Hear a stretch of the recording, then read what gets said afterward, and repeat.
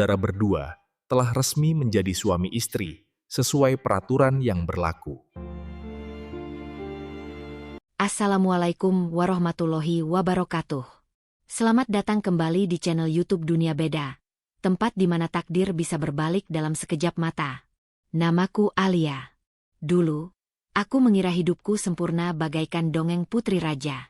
Namun, dongeng itu berubah menjadi mimpi buruk hanya dalam satu malam yang kelam. Tunanganku, laki-laki yang kurlakan segalanya, laki-laki yang menjadi poros duniaku, memaksaku melakukan dosa besar. Dia menjualku, demi harta dan ego, untuk menikahi ayahnya sendiri. Bagaimana rasanya ketika cinta yang kau agungkan, justru menjadi belati yang menikam jantungmu? Simak kisahku, dan jadilah saksi atas kehancuran yang tak pernah kuduga. Namun sebelumnya, bagi yang beragama Islam, saya sarankan untuk menuliskan sholawat kepada Nabi Muhammad, agar kelak sholawat ini menjadi saksi untuk mendapat syafaat di akhirat. Like dan subscribe ke channel ini sangat membantu menambah wawasan dan membantu kami membuat cerita baru yang menghibur. Namaku Alia. Jika ada satu kata yang bisa mendeskripsikan hidupku sebelum badai ini menerjang, kata itu adalah sempurna. Aku terlahir dari keluarga yang berkecukupan di Jakarta Selatan, mewarisi perusahaan garmen peninggalan almarhum papa, dan memiliki kekasih yang bagiku adalah segalanya. Namanya Rio. Rio adalah definisi laki-laki yang selama ini aku impikan dalam setiap doa malamku. Dia tampan, tutur katanya lembut sehalus sutra, dan dia selalu tahu bagaimana cara membuatku merasa menjadi wanita paling beruntung di dunia ini. Kami sudah bertunangan selama 1 tahun, dan hari pernikahan kami seharusnya tinggal menghitung bulan. Gaun pengantin impianku bahkan sudah menggantung indah di lemari, menunggu hari bahagia itu tiba. Namun, takdir Allah berkata lain. Aku ingat betul sore itu. Langit Jakarta seolah ikut menangis. Hujan turun cukup deras mengguyur kaca jendela apartemenku di kawasan Kuningan. Suara petir menyambar sesekali, menciptakan suasana yang mencekam. Rio datang dengan wajah yang sangat kusut, pakaiannya basah kuyup, dan rambutnya berantakan. Biasanya, dia akan menyapaku dengan pelukan hangat dan senyum yang memamerkan lesung pipinya yang manis. Tapi hari itu berbeda. Sangat berbeda. Tanpa sepatah kata pun, dia langsung bersimpuh di kakiku. Tubuhnya gemetar hebat, seperti daun kering yang ditiup angin kencang. Aku panik setengah mati. Majalah yang sedang kubaca terlempar begitu saja ke lantai. Aku ikut berlutut, memegang bahunya yang basah dan dingin. Rio? Sayang, kamu kenapa? Apa yang terjadi? Tanyaku dengan suara bergetar. Rio menangis. Itu pertama kalinya aku melihat laki-laki yang kucintai, laki-laki yang selalu terlihat tegar, menangis begitu menyedihkan di hadapanku. Di sela isak tangisnya, dia mulai bercerita. Dan setiap kata yang keluar dari mulutnya, bagaikan palu godam yang menghancurkan hatiku. Dia bilang dia hancur. Bisnis properti yang dia rintis bersama teman-temannya di Surabaya bangkrut total. Dia ditipu. Rekan kerjanya membawa lari semua modal usaha. Bukan hanya bangkrut, Rio terjerat utang pada rentenir kelas kakap yang tidak segan-segan menghabisi nyawa siapa saja yang menghalangi jalan mereka. Jumlahnya membuat kepalaku pening. 5 miliar rupiah. Jantungku rasanya berhenti berdetak sesaat. 5 miliar bukan uang sedikit.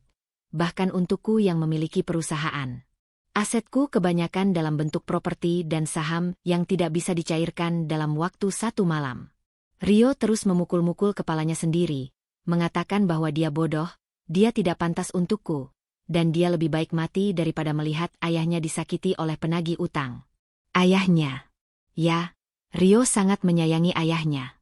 Ibunya sudah meninggal sejak Rio kecil, dan ayahnya membesarkannya seorang diri dengan penuh kasih sayang.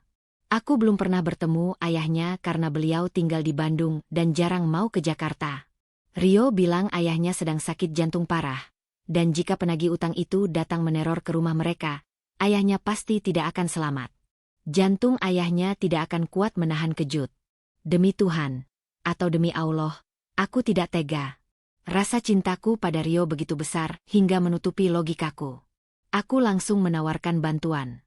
Aku bilang aku akan mencoba menjual salah satu ruko di Tanah Abang, atau menggadaikan sertifikat rumah peninggalan orang tuaku. Apapun, asal Rio selamat.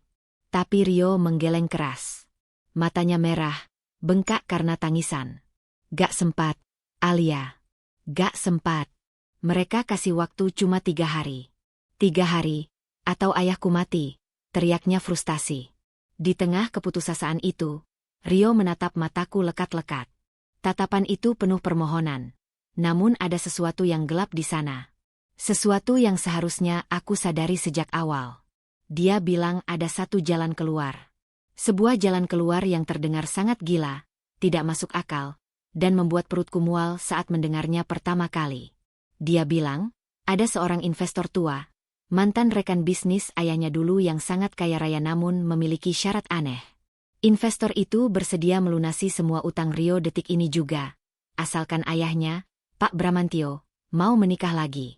Investor itu ingin menjodohkan putrinya, atau kerabatnya, entahlah, ceritanya berbelit. Tapi intinya, Pak Bramantio adalah tipe laki-laki setia yang sudah bersumpah tidak akan menikah lagi setelah istrinya wafat. Pak Bramantio menolak mentah-mentah tawaran itu. Rio bilang, ayahnya hanya akan luluh jika pernikahan itu terjadi karena permintaan orang yang dia hormati, atau demi menyelamatkan kehormatan seseorang. Lalu, Rio mencengkram tanganku erat, menyakiti pergelangan tanganku, dan mengucapkan kalimat biadab itu. Alia, menikahlah dengan ayahku. Duniaku runtuh seketika. Hening. Hanya suara hujan yang menghantam kaca jendela.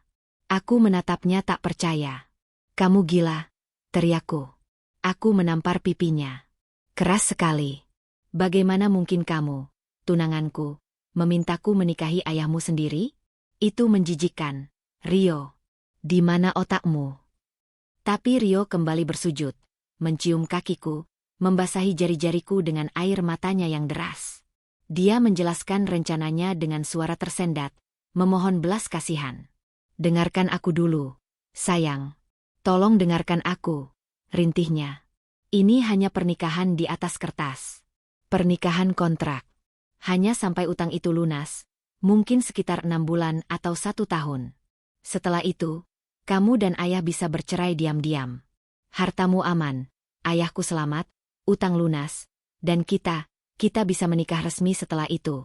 Aku rela, Alia. Aku rela melihat wanita yang kucintai bersanding dengan ayahku sendiri demi keselamatan nyawa ayah. Ini pengorbanan terbesarku untuk cinta kita. Kata-kata itu, pengorbanan. Dia memanipulasi logikaku. Dia membuat seolah-olah menyetujui ide gila ini adalah bukti cinta suci kami. Malam itu aku tidak bisa tidur. Bayangan Rio yang ingin bunuh diri, bayangan ayahnya yang akan dibunuh rentenir, terus menghantuiku.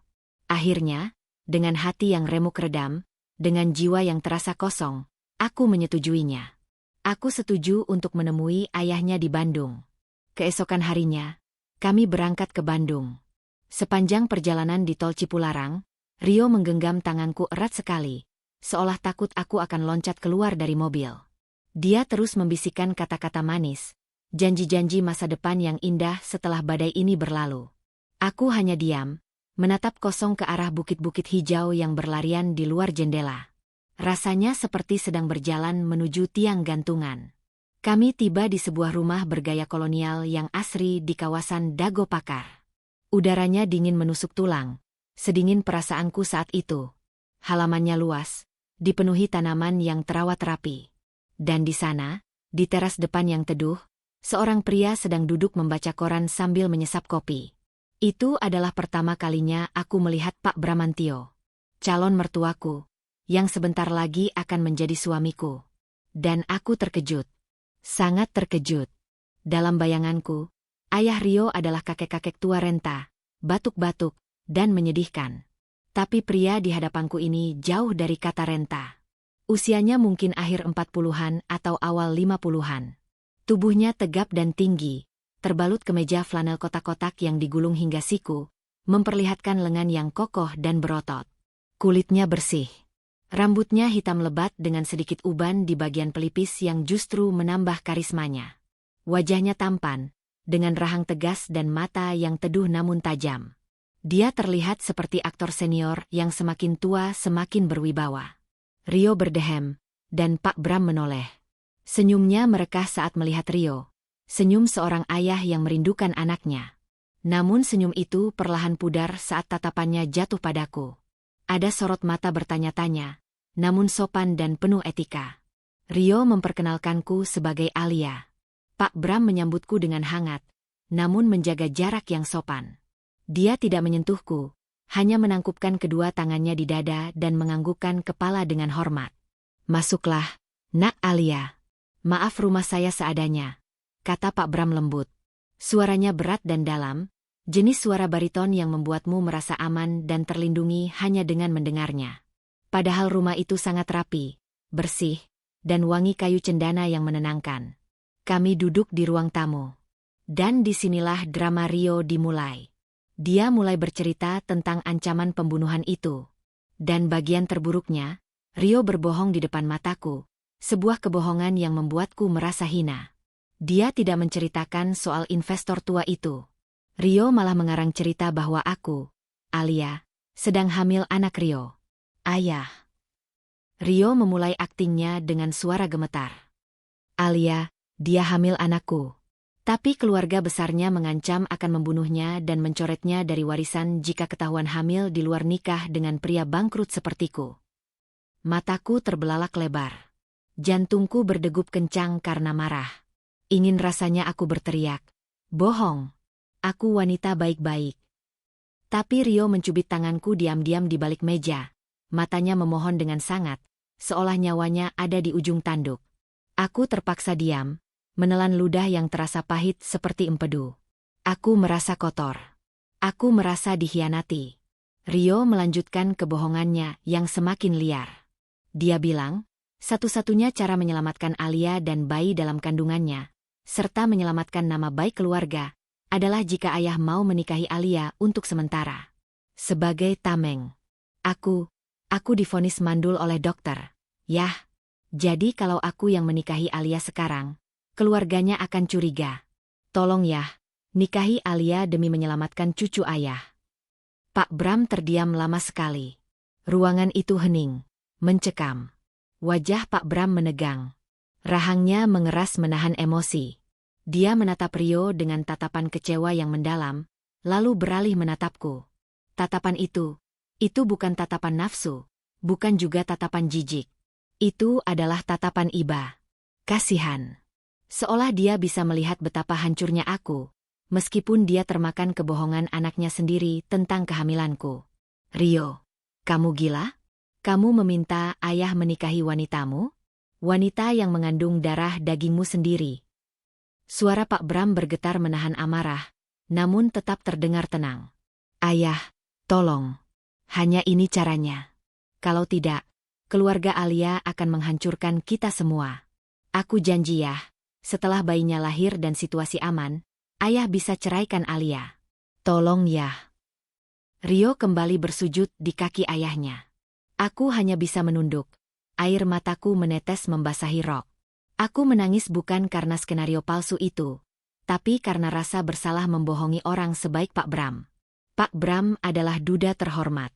Aku bisa melihat itu dari cara dia memperlakukan pembantunya yang menyuguhkan teh, dan dari cara dia menatap foto almarhumah istrinya di dinding dengan penuh cinta. Dan sekarang, kami menyeretnya ke dalam lumpur dosa ini. Pak Bram menghela napas panjang, sangat panjang, seolah membuang beban berat dari dadanya. Dia berdiri, berjalan ke arah jendela, menatap langit Bandung yang mulai gelap. Punggungnya terlihat kokoh, namun kesepian. "Baiklah," ucapnya lirih tanpa menoleh. "Jika memang itu satu-satunya cara untuk menyelamatkan nyawa bayi itu dan kehormatan Nak Alia, ayah akan lakukan. Tapi ingat Rio, ayah melakukan ini bukan karena setuju dengan kebodohanmu. Ayah melakukan ini karena tanggung jawab ayah sebagai orang tua yang gagal mendidikmu menjadi laki-laki sejati." Kata-kata itu menohok jantungku. Pak Bram menyalahkan dirinya sendiri atas kesalahan Rio. Padahal Rio lah iblisnya di sini. Malam itu, aku menginap di kamar tamu. Rumah itu sunyi senyap. Udara dago semakin dingin menusuk kulit. Aku mendengar suara langkah kaki pelan di luar kamar. Aku mengintip sedikit dari balik tirai jendela. Di taman samping, di bawah sorot lampu taman yang remang, Aku melihat Pak Bram sedang duduk di bangku taman. Dia sedang merokok, sesuatu yang sepertinya jarang dia lakukan karena dia sempat terbatuk.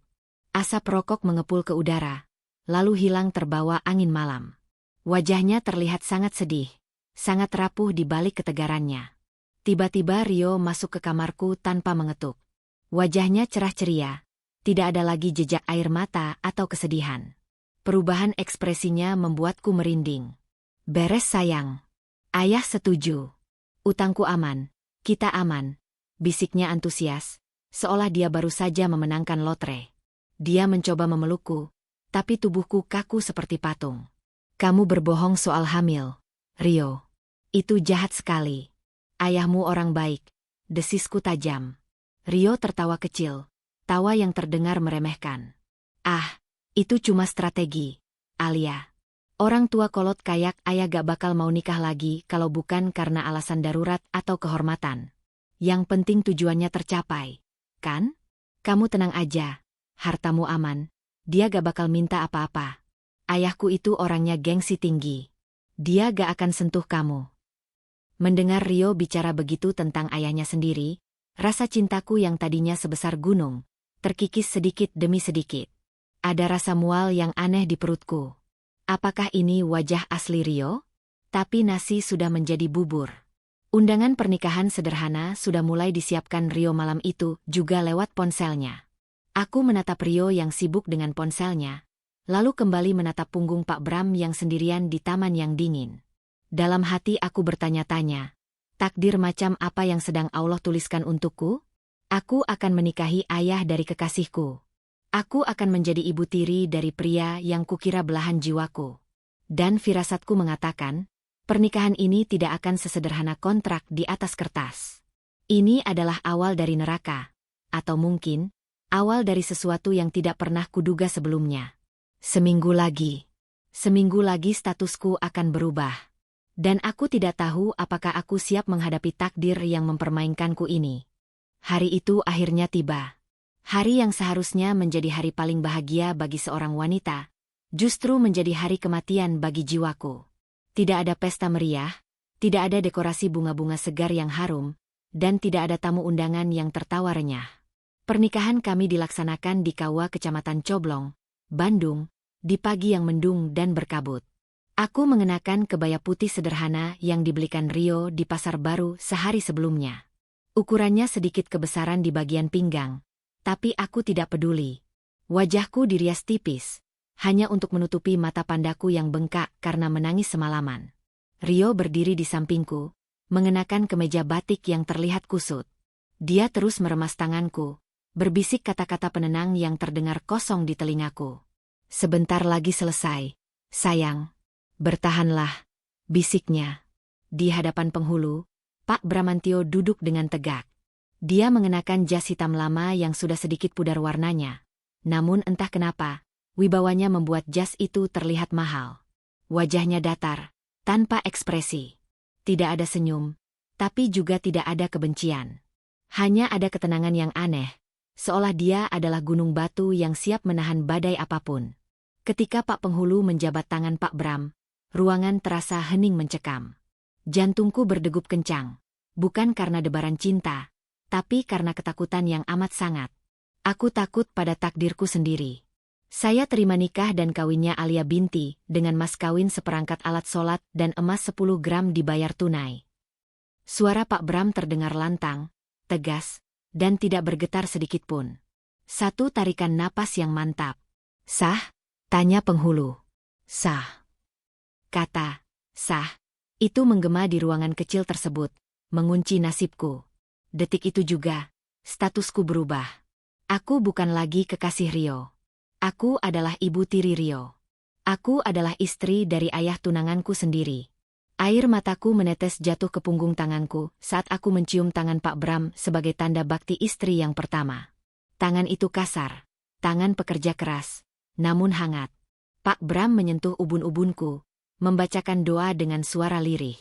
Sentuhan itu sangat berbeda dengan sentuhan Rio. Tidak ada nafsu, hanya ada doa yang tulus.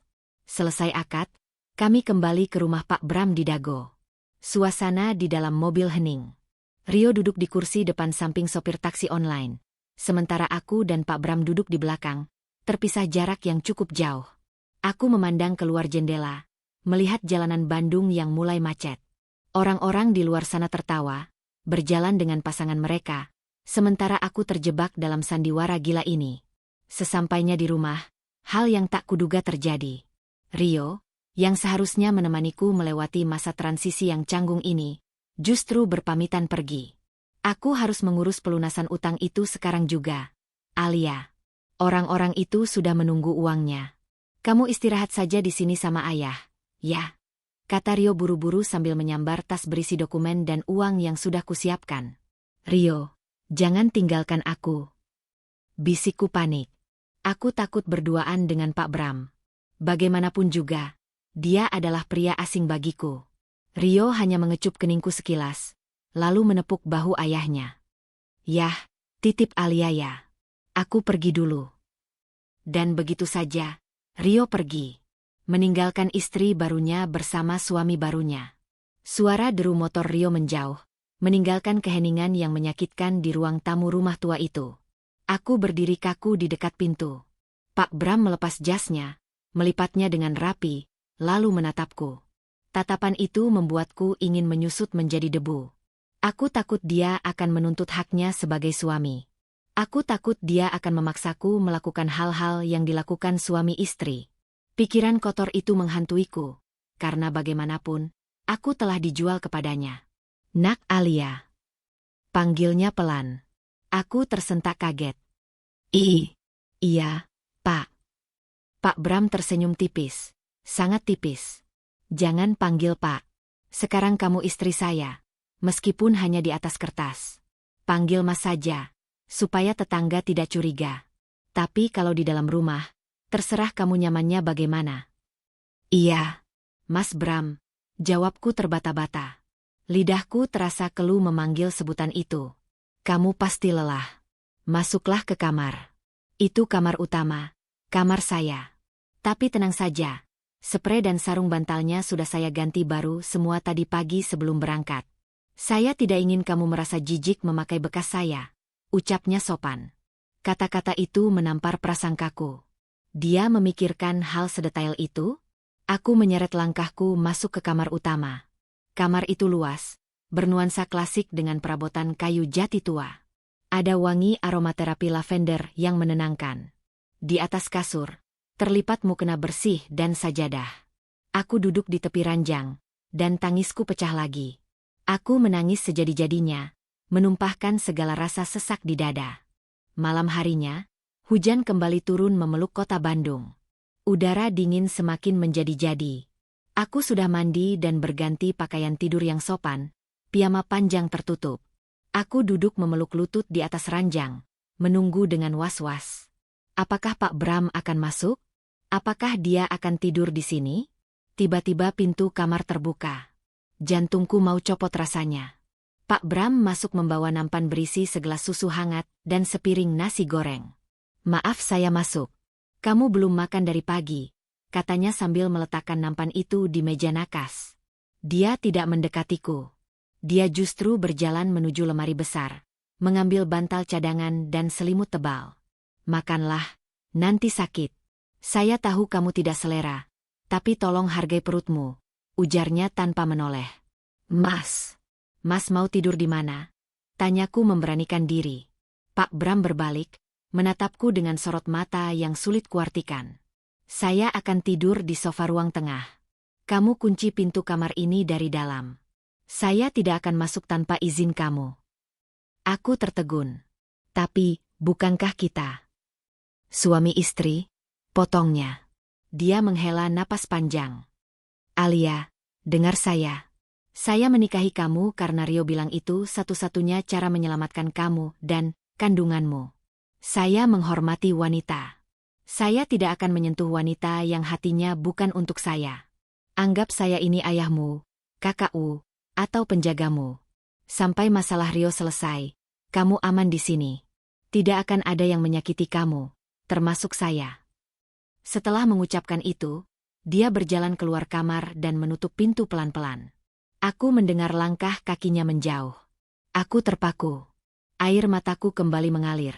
Tapi kali ini rasanya berbeda. Ada rasa hangat yang menjalar di dada. Sosok Pak Bram sangat berbeda dengan apa yang ditanamkan Rio di kepalaku. Rio bilang ayahnya kaku, kolot, dan mungkin akan memanfaatkan situasi. Tapi yang kulihat barusan adalah sosok pria sejati. Pria yang memuliakan wanita meskipun dia punya kekuasaan untuk melakukan apa saja padaku saat ini. Aku memakan nasi goreng buatan Pak Bram. Rasanya enak, sederhana, tapi hangat. Seperti pelukan yang sudah lama tidak kurasakan. Tengah malam, aku terbangun karena haus. Susu di kelasku sudah habis. Dengan mengendap-endap, aku keluar kamar menuju dapur. Saat melewati ruang tengah, langkahku terhenti. Di sana, di atas sofa tua yang terlihat tidak empuk, Pak Bram tidur meringkuk kedinginan. Selimut yang dia bawa tadi terjatuh ke lantai. Wajahnya saat tidur terlihat lelah sekali. Kerutan di dahinya menandakan beban pikiran yang berat. Dalam tidurnya, dia mengigau lirih. Maafkan Bapak, Rio. Bapak gagal. Hingga dalam tidur pun, dia masih memikirkan anaknya yang brengsek itu. Hatiku berdesir. Aku memungut selimut yang jatuh, lalu perlahan menyelimuti tubuhnya. Saat aku hendak beranjak, mataku menangkap sebuah buku di atas meja, di samping kacamata bacanya. Itu adalah buku tabungan dan beberapa lembar kertas tagihan listrik yang belum dibayar. Iseng, aku membukanya. Dan betapa terkejutnya aku. Saldo di buku tabungan itu nyaris kosong. Hanya tersisa beberapa ratus ribu rupiah. Dan ada sebuah foto terselip di sana. Foto Rio saat wisuda. Di balik foto itu ada tulisan tangan Pak Bram. Harta Bapak satu-satunya adalah kesuksesan Rio. Tanganku gemetar. Rio bilang ayahnya punya bisnis. Rio bilang ayahnya punya aset. Tapi kenyataannya, Pak Bram hidup pas-pasan, mungkin malah kekurangan, demi membiayai gaya hidup Rio di Jakarta. Rio telah membohongiku habis-habisan tentang kondisi keluarganya. Dan Pak Bram, pria yang tidur di sofa ini, dia rela menikahi wanita hamil, dalam anggapannya, demi menutupi aib anaknya yang dia kira menghamili orang. Malam itu, di bawah temaram lampu ruang tengah, untuk pertama kalinya aku melihat Pak Bram bukan sebagai monster tua yang menakutkan, tapi sebagai malaikat tak bersayap yang sedang terluka parah. Dan Rio? Bayangan wajah tampan Rio kini mulai terlihat seperti topeng yang retak. Aku kembali ke kamar dengan perasaan campur aduk. Rasa bersalah semakin besar. Aku membohongi pria sebaik ini. Aku ingin memberitahu kebenarannya, bahwa aku tidak hamil. Bahwa Rio lah yang punya utang judi, bukan bisnis. Tapi keberanian itu belum ada. Aku takut jika aku jujur, Pak Bram akan terkena serangan jantung. Ya Allah, jalan apa yang sedang kau tunjukkan padaku? Bisikku dalam sujud sholat malamku. Pernikahan ini baru berjalan belum genap 24 jam. Tapi mataku mulai terbuka melihat dua sisi mata uang yang berbeda. Satu sisi adalah Rio yang penuh tipu daya. Dan sisi lain adalah Pak Bram yang penuh pengorbanan diam. Tanpa sadar, aku mulai merasa lebih aman berada di dekat suami paksa ini daripada tunanganku sendiri. Namun, aku belum tahu, badai yang lebih besar sedang menunggu di depan sana. Rio tidak hanya menginginkan utangnya lunas. Dia menginginkan lebih. 1 bulan sudah aku menjalani kehidupan ganda ini. 1 bulan menjadi istri dari ayah tunanganku. Dan 1 bulan pula aku terjebak dalam rasa bersalah yang perlahan membunuhku dari dalam. Tinggal satu atap dengan Mas Bram, atau Pak Bram sebagaimana aku masih sering keceplosan memanggilnya, membuka mataku lebar-lebar tentang siapa dia sebenarnya. Jika Rio menggambarkan ayahnya sebagai sosok yang kaku dan membosankan, kenyataan yang kualami justru sebaliknya. Mas Bram adalah definisi ketenangan di tengah badai. Setiap pagi, sebelum matahari Bandung menampakkan sinarnya di ufuk timur, aku sudah mendengar suara air wudu gemericik dari kamar mandi. Dia selalu bangun di sepertiga malam, menggelar sajadah di ruang tengah, dan bersujud lama sekali. Dalam keheningan subuh yang dingin, seringkali aku mendengar isak tangisnya yang tertahan saat berdoa. Dia mendoakan almarhumah istrinya, dia mendoakan Rio agar sukses, dan yang membuat dadaku sesak, dia mendoakanku. Ya Allah, lindungilah Alia dan janin yang dikandungnya. Kuatkan bahunya memikul beban ini. Ampuni dosa hamba yang tidak bisa memberikan kehidupan layak untuk menantu dan cucu hamba. Mendengar doa itu dari balik pintu kamar, aku menangis tanpa suara. Dia mendoakan anak yang tidak pernah ada. Kebohongan Rio tentang kehamilanku benar-benar menjadi pisau bermata dua. Di satu sisi, itu alasan Mas Bram melindungiku. Di sisi lain, itu adalah dosa jariah yang terus mengalir setiap kali Mas Bram memperlakukanku istimewa layaknya wanita hamil. Pernah suatu pagi, aku terbangun dan mendapati segelas susu ibu hamil di atas meja makan, lengkap dengan sarapan bubur ayam yang masih hangat. Mas Bram sedang menyapu halaman depan. Aku tahu harga susu merek itu sangat mahal, ratusan ribu rupiah per kalengnya. Padahal, aku tahu kondisi keuangan Mas Bram sedang sangat sulit setelah menguras tabungannya untuk membantu Rio. Sesuatu yang baru ku tahu belakangan ini. Aku berjalan ke halaman, memegang gelas susu itu dengan tangan gemetar. Mas. Panggilku pelan. Mas Bram menoleh, keringat membasahi pelipisnya. Dia tersenyum, senyum tulus yang membuat kerutan di ujung matanya terlihat jelas. Sudah bangun, Alia? Diminum susunya selagi hangat. Itu bagus untuk perkembangan otak bayi. Ini mahal, Mas. Uang belanja dari Rio kan belum dikirim bulan ini. Ucapku hati-hati. Memang benar, sejak pernikahan itu, Rio jarang mengirim uang. Dia selalu beralasan uangnya diputar untuk modal bisnis baru di Jakarta. Wajah Mas Bram berubah sedikit mendung, tapi dia cepat-cepat menutupinya dengan senyum lagi. Tidak apa-apa. Kebetulan kemarin ada teman lama yang minta tolong servis jam antik koleksinya. Lumayan upahnya. Kamu jangan pikirkan soal uang ya. Tugas kamu cuma jaga kesehatan dan bahagia. Biar urusan dapur jadi tanggung jawab saya. Hatiku mencelos. Aku tahu Mas Bram berbohong. Semalam aku melihatnya membongkar celengan ayam jago tua di lemari bufet. Itu uang recehan tabungan sisa belanja.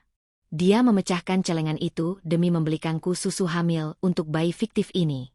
Sementara dia sendiri, siang itu aku melihatnya makan siang di dapur hanya dengan nasi putih dan kerupuk yang dicelupkan ke kuah soto sisa kemarin. Ya Allah, ampuni aku. Batinku menjerit. Ingin rasanya aku muntahkan semua kebohongan ini, tapi aku takut. Aku takut serangan jantungnya kambuh jika tahu anak kebanggaannya, Rio, adalah penipu ulung. Siang harinya, Rio akhirnya datang berkunjung setelah 2 minggu menghilang tanpa kabar. Dia datang membawa mobil baru. Bukan mobil mewah memang, tapi mobil city car keluaran terbaru yang harganya pasti ratusan juta. Dia memarkirnya dengan sombong di halaman rumah tua Mas Bram yang sederhana. Aku menyambutnya di teras. Mas Bram sedang sholat zuhur di masjid dekat rumah. Rio, kamu kemana saja? Susah sekali dihubungi. Seruku setengah berbisik, takut tetangga dengar. Rio turun dari mobil dengan gaya perlente. Kacamata hitam, jaket kulit, dan sepatu branded. Dia memelukku sekilas, tapi matanya sibuk memindai sekeliling rumah seolah jijik. Sabar dong sayang. Aku kan sibuk meeting sama investor. Demi masa depan kita juga. Jawabnya santai sambil menyalakan rokok. Kamu beli mobil baru? Katanya kamu bangkrut? Utang 5 miliar itu gimana? Tanyaku curiga. Rio tertawa meremehkan. Ini mobil inventaris kantor, Alia. Pinjaman dari partner bisnisku yang baru. Biar kelihatan bona fide kalau ketemu klien.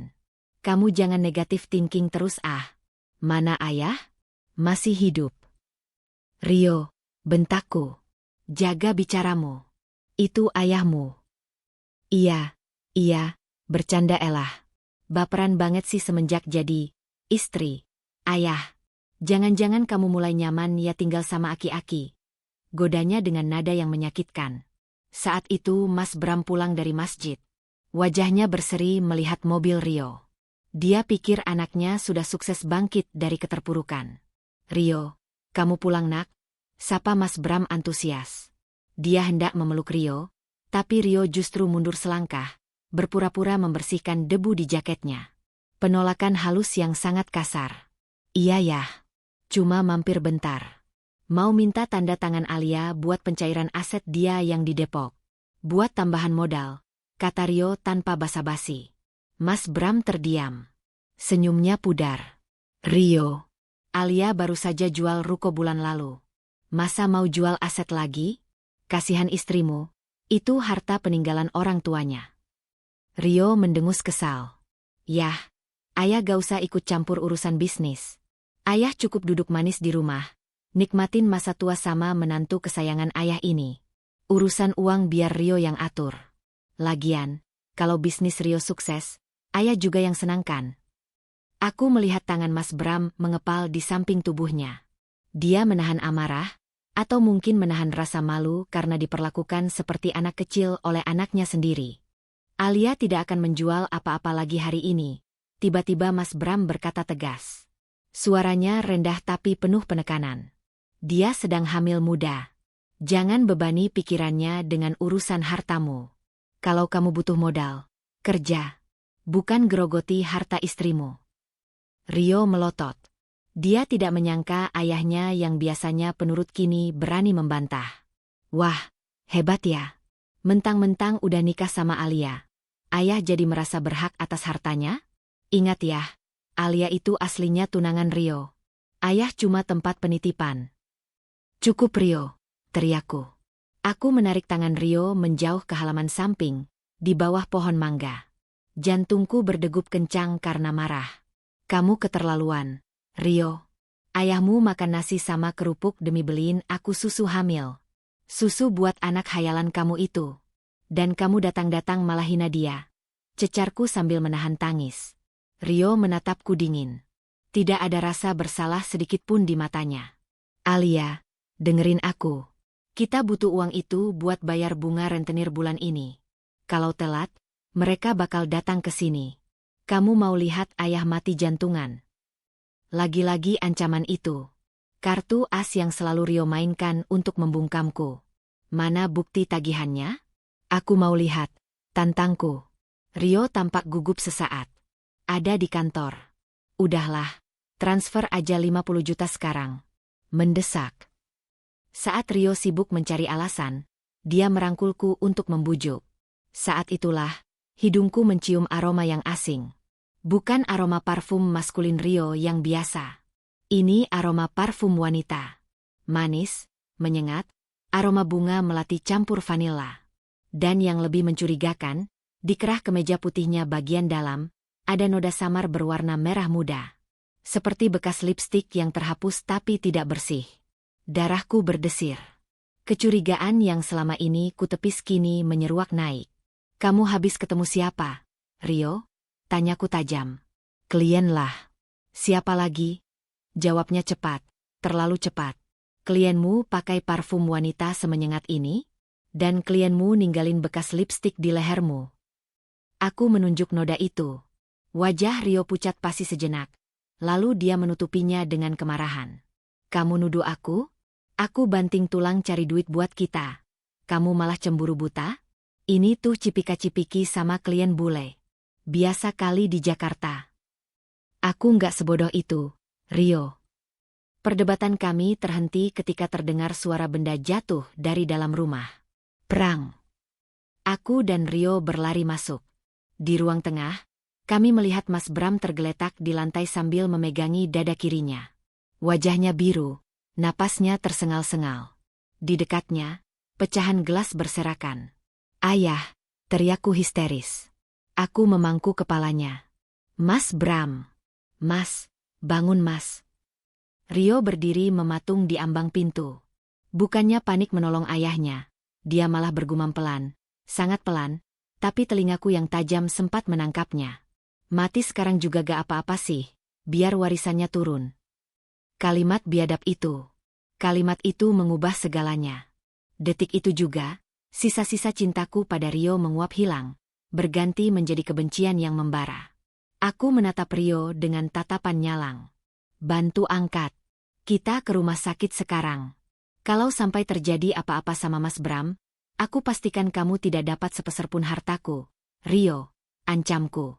Kami membawa Mas Bram ke rumah sakit Borromeus di Dago. Sepanjang perjalanan, aku terus memegang tangan Mas Bram yang dingin. Rio menyetir dengan wajah masam, seolah terpaksa. Di ruang UGD, Dokter mengatakan Mas Bram mengalami serangan jantung ringan akibat stres berat dan kelelahan fisik. Dokter juga bilang Mas Bram kurang gizi. Kurang gizi. Bayangkan, seorang mertua kurang gizi sementara menantunya naik mobil baru dan makan enak di restoran mewah. Malam itu, aku duduk di samping ranjang rawat Mas Bram. Dia belum sadar.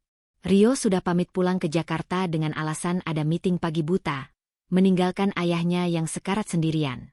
Dia bahkan tidak mau membayar biaya deposit rumah sakit. Akulah yang melunasinya. Saat aku sedang merapikan selimut Mas Bram, ponsel Rio yang tertinggal di atas meja nakas bergetar. Rio lupa membawanya karena buru-buru kabur dari tanggung jawab. Ada pesan masuk WhatsApp. Layarnya menyala. Nama kontaknya, My Angel. Penasaran, dan dengan tangan gemetar, aku membuka pesan itu. Untungnya Rio tidak mengunci ponselnya karena dia pikir dia membawanya. Pesan itu berisi foto. Foto tes Pak garis 2. Dan captionnya berbunyi, "Sayang, kabar gembira. Aku hamil anak kita. Kapan kamu ceraikan si anak yatim kaya raya itu? Katanya nunggu bapakmu mati? Kelamaan ah. Kita butuh uangnya buat lahiran di Singapura." Duniaku berputar hebat. Lututku lemas. Ponsel itu terjatuh dari tanganku ke lantai. Ternyata, bukan aku yang hamil, tapi selingkuhan Rio. Dan skenario ini bukan untuk menyelamatkan nyawa Mas Bram. Skenario ini dibuat agar Rio bisa bebas berselingkuh sementara aku sibuk mengurus ayahnya yang sakit. Dan mereka menunggu Mas Bram meninggal agar warisan rumah tua ini jatuh ke tangan Rio, ditambah hartaku yang perlahan mereka gerogoti. Aku menatap wajah damai Mas Bram yang sedang tidur dengan selang oksigen di hidungnya. Air mataku jatuh. Tapi kali ini bukan air mata kesedihan. Ini air mata kemarahan. Mas Bram. Bisikku sambil menggenggam tangannya yang kasar. Maafkan, aku baru sadar sekarang. Mereka pikir kita bodoh. Mereka pikir kita bisa diinjak-injak. Aku menghapus air mataku dengan kasar. Malam ini, di ruang rawat inap nomor 305 Rumah Sakit Borromeus, Alia yang cengeng dan bucin telah mati. Aku mengambil ponsel Rio, memotret bukti chat itu dengan ponselku sendiri, lalu meletakkan kembali ponsel Rio di tempat semula seolah tidak tersentuh. Permainan baru dimulai. Rio, kamu menjualku pada ayahmu? Baiklah. Kalau begitu, aku akan benar-benar menjadi istri ayahmu. Aku akan menjadi ibu tirimu yang paling kejam. Dan aku pastikan, kamu dan wanita, Angel-mu itu akan menyesal pernah dilahirkan ke dunia ini. Aku menunduk, mencium punggung tangan suamiku. Cepat sembuh, Mas. Kita punya perang yang harus kita menangkan. Di luar jendela rumah sakit, petir menyambar langit kota Bandung, seolah merestui dendam yang baru saja lahir di hatiku. Sinar matahari pagi menyelinap masuk melalui celah tirai jendela rumah sakit Borromeus, jatuh tepat di wajah Mas Bram yang masih terlelap. Wajahnya pucat, namun jauh lebih tenang dibandingkan semalam. Aku tidak tidur sedetik pun. Mataku sembab, bukan karena tangisan kesedihan, melainkan karena sisa-sisa amarah yang kutahan sekuat tenaga. Di tanganku, ponsel Rio terasa panas, seolah menyimpan bara api. Sejak semalam, ponsel ini tidak berhenti bergetar. Pesan demi pesan masuk dari wanita bernama Angel itu. Isinya membuat perutku mual. Kata-kata sayang, rencana liburan ke Eropa, hingga makian kasar untuk Mas Bram yang mereka sebut si tua bangka. Mereka benar-benar menantikan kematian suamiku. Ya, suamiku. Kini kata itu terasa memiliki makna yang berbeda. Mas Bram bukan lagi sekadar ayah mertua atau suami kontrak. Dia adalah satu-satunya sekutuku, dan korban yang harus kulindungi. Tiba-tiba, telepon ruangan berdering nyaring. Aku tersentak. Dengan cepat aku mengangkatnya sebelum dering itu membangunkan Mas Bram. Halo? Sapaku dingin. Halo?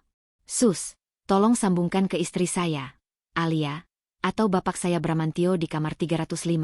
Suara panik Rio terdengar di ujung sana. Aku menarik napas panjang, mengatur nada suaraku agar terdengar biasa. Ini aku, Rio. Alia. Astaga, akhirnya. Kamu di mana? Ponselku. Ponselku hilang. Al. Sepertinya jatuh di mobil atau tertinggal di kamar rawat ayah. Kamu lihat nggak? Nada suaranya terdengar sangat ketakutan. Wajar saja. Ponsel itu adalah kotak Pandora yang menyimpan semua busuknya. Aku melirik ponsel hitam yang kini tergenggam erat di tangan kiriku. Senyum miris terukir di bibirku. Oh, ponsel kamu.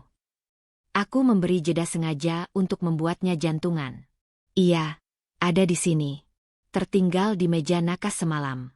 Untung aku yang amankan. Kalau perawat yang nemu gimana? Terdengar hembusan napas lega yang sangat panjang dari seberang sana. Alhamdulillah. Syukurlah.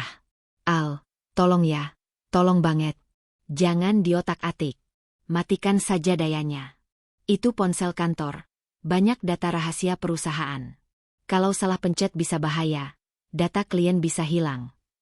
Tenang saja, Rio. Aku nggak sentuh kok. Baterainya juga sudah habis. Jadi mati sendiri. Bohongku lancar. Padahal baterainya masih 90%. Oke. Bagus. Bagus. Aku nggak bisa ke Bandung hari ini. Al, meeting padat banget. Kamu urus ayah dulu ya. Nanti kalau ada biaya, pakai uang kamu dulu. Nanti aku ganti. Gampang, Rio. Fokus saja kerjamu. Ayah aman sama aku. Jawabku datar lalu menutup telepon sepihak. Nanti kamu ganti. Cibirku pada gagang telepon. Bahkan uang parkir saja kamu minta ke aku. Aku berbalik dan melihat Mas Bram sudah membuka mata. Dia menatapku sayu. Alia. Suaranya parau. Maafkan Mas merepotkan kamu. Sebaiknya kita pulang saja. Biaya rumah sakit ini mahal. BPJS Mas kelas 3, tidak menanggung kamar VIP ini. Aku berjalan mendekat, duduk di tepi ranjangnya, lalu menggenggam tangannya erat. Kali ini tidak ada keraguan. Mas Bram, dengarkan aku. Mulai detik ini, Mas tidak perlu memikirkan biaya. Uangku, hartaku, adalah milik kita. Mas suami sah saya. Mas berhak mendapatkan perawatan terbaik. Mas Bram menggeleng lemah. Air mata menetes dari sudut matanya. Saya malu, Alia. Saya suami yang gagal. Saya tidak bisa menafkahi kamu. Malah kamu yang membiayai hidup saya dan anak saya. Saya merasa tidak berguna sebagai laki-laki. Hati wanita mana yang tidak hancur mendengar pengakuan sejuk itu? Di saat Rio yang parasit merasa berhak atas segalanya, Mas Bram yang tulus justru merasa dirinya beban. Mas. Aku menatap matanya dalam-dalam. Mas Bram bukan beban. Mas adalah satu-satunya orang tulus yang saya miliki saat ini. Jadi tolong, cepatlah sembuh. Saya butuh Mas Bram. Kita punya banyak hal yang harus diselesaikan. 3 hari kemudian, Mas Bram diperbolehkan pulang. Selama 3 hari itu juga, aku memainkan peran ganda. Di depan Mas Bram, aku adalah istri yang berbakti. Menyuapinya, membantunya duduk, bahkan menyisirkan rambutnya. Kedekatan kami tumbuh secara alami. Mas Bram yang awalnya kaku, mulai terbiasa dengan kehadiranku. Dia mulai banyak bercerita tentang masa mudanya, tentang bagaimana dia merintis usaha konveksi yang akhirnya bangkrut demi biaya kuliah Rio di luar negeri, yang ternyata tidak pernah Rio selesaikan. Fakta baru lagi.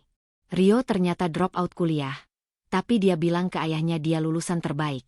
Mas Bram menjual tanah warisan untuk biaya itu. Kebohongan Rio sudah mendarah daging. Sesampainya di rumah Dago, aku langsung melancarkan aksi awalku. Aku tidak lagi membiarkan Mas Bram tidur di sofa ruang tengah. Mulai malam ini, Mas tidur di kamar. Perintahku tegas sambil membawa koper pakaian Mas Bram masuk ke kamar utama. Tapi Alia, saya tidak enak. Mas baru sembuh sakit jantung. Sofa itu keras, bikin punggung sakit dan masuk angin. Kalau Mas sakit lagi, siapa yang repot? Aku juga kan? Jadi tolong nurut. Potongku dengan nada pura-pura galak. Mas Bram akhirnya menurut. Tapi dia tetaplah pria yang sangat sopan. Dia meletakkan guling besar di tengah kasur sebagai pembatas. Batas suci, katanya sambil tersenyum canggung. Aku hanya tersenyum tipis. Padahal dalam hati, aku tidak keberatan jika batas itu hilang. Rasa hormatku padanya perlahan berubah menjadi rasa sayang yang berbeda. Malam itu, setelah memastikan Mas Bram tidur pulas karena pengaruh obat, aku mengambil ponsel Rio yang kusembunyikan di laci pakaian dalamku. Aku menyalakannya. Ada 50 pesan baru dari My Angel. Nama aslinya ternyata Siska. Aku menemukannya dari riwayat transfer bank di aplikasi mobile banking Rio yang untungnya, PIN-nya sama dengan tanggal lahir Rio. Dasar bodoh. Aku melihat mutasi rekening. Setiap kali aku mentransfer uang ke Rio, dalam hitungan menit uang itu langsung pindah ke rekening Siska. Totalnya ratusan juta. Uang hasil keringat almarhum papaku, dipakai untuk membiayai gaya hidup pelakor itu. Jariku menari di atas layar. Aku memutuskan untuk memancing ular keluar dari sarangnya. Aku mengetik pesan balasan untuk Siska, berpura-pura menjadi Rio. Gaya ketikan Rio yang banyak singkatan dan emoji norak sudah kuhafal di luar kepala. Mi, as Rio, yang, sorry baru on. HP error kemarin. By the way, ada kabar bagus. Si tua udah makin parah. Kayaknya tinggal nunggu waktu. Balasan Siska datang secepat kilat. Siska, my angel, serius. Alhamdulillah. Terus gimana? Warisan udah aman belum? Rumah Dago itu harganya mahal loh kalau dijual. Bisa buat beli apartemen di Jaksel. Darahku mendidih membaca kata, Alhamdulillah, dipakai untuk mendoakan kematian orang. Wanita ini benar-benar iblis berwajah malaikat. Mi, Asrio, nah itu dia. Surat rumah ada di brankas kamar si tua. Kuncinya dia pegang. Aku butuh bantuan kamu. Kamu besok ke Bandung ya? Kita harus ambil surat itu mumpung dia lagi teler obat. Alias si bodoh itu lagi sibuk ngurusin dia. Gampang dikelabui. Siska, my angel, males banget ke Bandung. Jauh. Macet. Kamu aja kenapa sih? Mi, Asrio, please yang. Ini butuh 2 orang.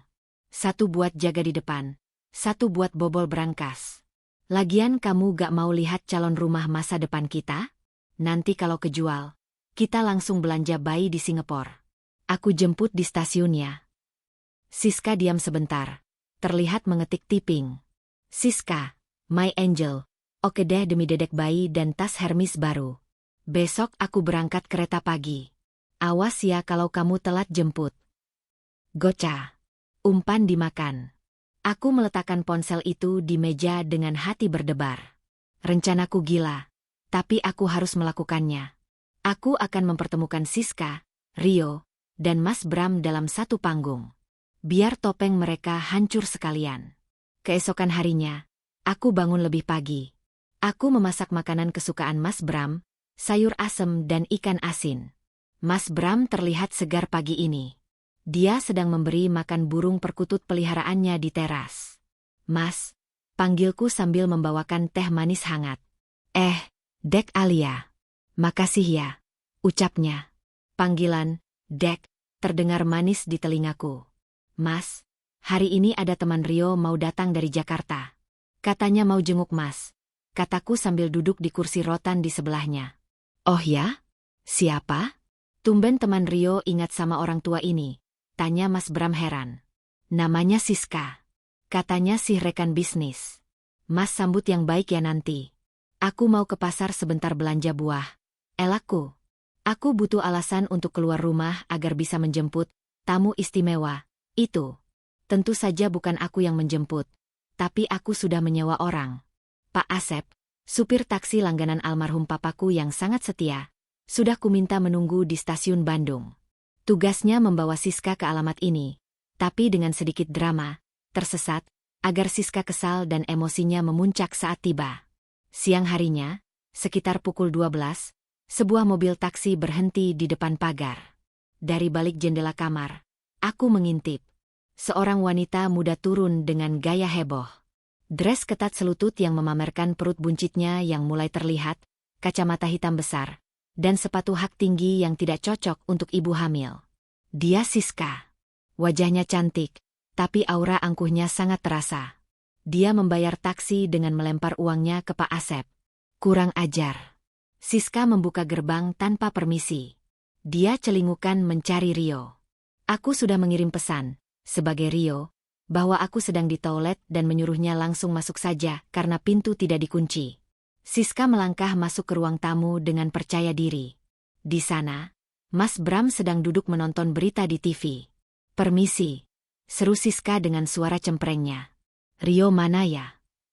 Mas Bram menoleh kaget. Dia melihat wanita asing masuk ke rumahnya tanpa sopan santun. "Maaf, cari siapa ya Mbak?" Siska membuka kacamata hitamnya, menatap Mas Bram dari ujung kaki ke ujung kepala dengan tatapan merendahkan. "Saya cari Rio. Kamu pasti bapaknya ya? Yang sakit-sakitan itu?" Mas Bram mengerutkan kening, tersinggung.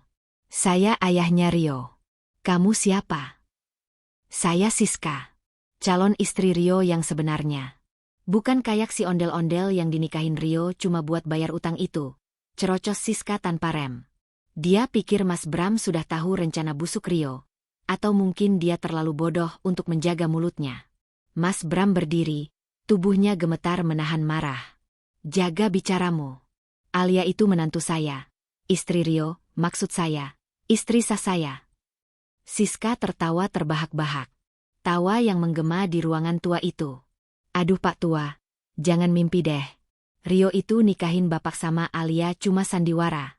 Biar utang judinya lunas. Aslinya Rio itu cinta mati sama aku. Nih lihat, aku lagi hamil cucu bapak yang asli. Alia itu mandul. Atau paling cuma pura-pura hamil biar bapak mau nikah sama dia."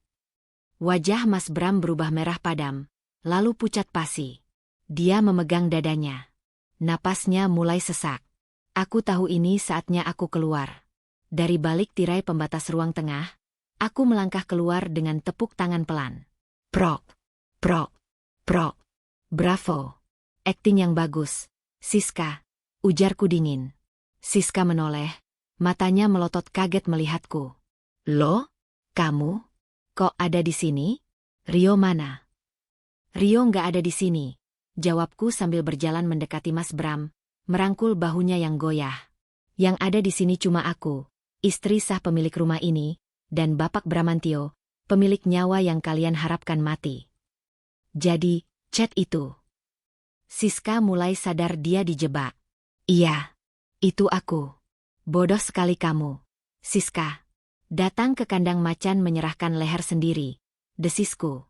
Tiba-tiba, suara deru mobil terdengar berhenti mendadak di depan rumah dengan rem mencicit. Rio.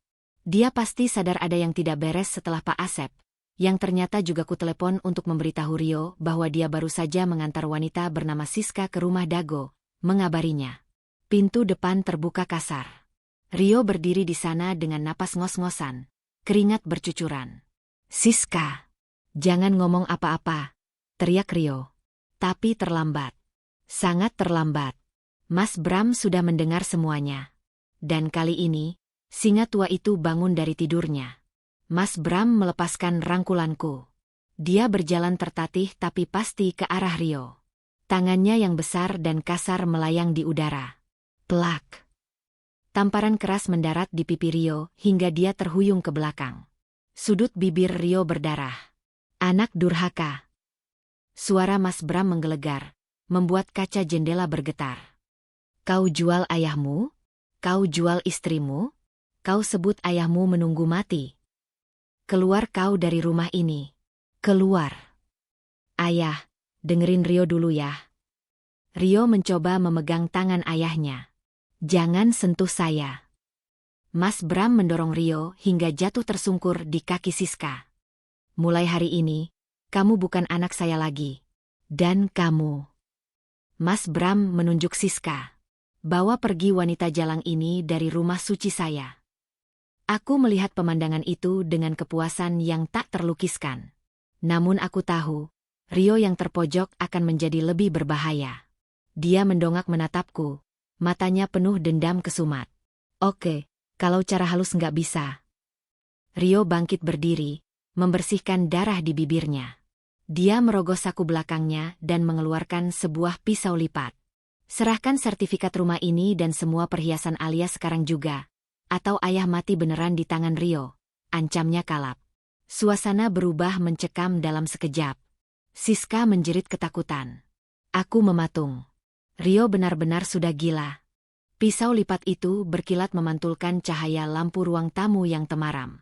Ujungnya yang tajam mengarah lurus ke leher Mas Bram. Waktu seolah berhenti berputar. Udara dingin dago yang biasanya menyejukkan, kini terasa mencekik leherku. Aku bisa mendengar detak jantungku sendiri, berpacu liar seirama dengan napas Rio yang memburu seperti banteng gila. Rio, letakkan pisaunya. Nak, istighfar. Suara Mas Bram terdengar rendah, namun tidak ada nada takut di sana. Hanya ada nada permohonan seorang ayah yang tidak ingin melihat anaknya jatuh lebih dalam ke lubang dosa. Diam. Jangan ceramahi aku, bentak Rio. Matanya merah, urat-urat di lehernya menonjol. Semua ini gara-gara ayah. Kalau saja ayah mau mati lebih cepat, atau kalau saja ayah mau jual rumah terkutuk ini dari dulu, aku nggak bakal terjerat utang. Aku butuh uang itu sekarang. Orang-orang itu bakal bunuh aku kalau besok aku nggak bayar. Jadi itu alasannya. Bukan hanya serakah, tapi Rio ketakutan. Dia dikejar bayang-bayang utang judinya sendiri. Siska yang berdiri di pojok ruangan gemetar hebat. Wajah angkuhnya lenyap tak berbekas. Dia memegangi perut buncitnya, matanya menatap Rio dengan ngeri. Mungkin dia baru sadar, pria yang dia kira tambang emas, ternyata hanyalah bom waktu yang siap meledak. Rio, kamu bilang cuma mau minta tanda tangan, kenapa bawa pisau? Aku nggak mau terlibat pembunuhan. Rio, aku mau pulang. Rengek Siska histeris. Diam kamu. Rio menoleh sebentar ke arah Siska, lengah sesaat. Kesempatan itu tidak disia-siakan Mas Bram. Dengan sisa tenaga orang sakit, Mas Bram menerjang tubuh Rio. Dia mencoba merebut pisau itu. Lari, Alia. Lari keluar, teriak Mas Bram.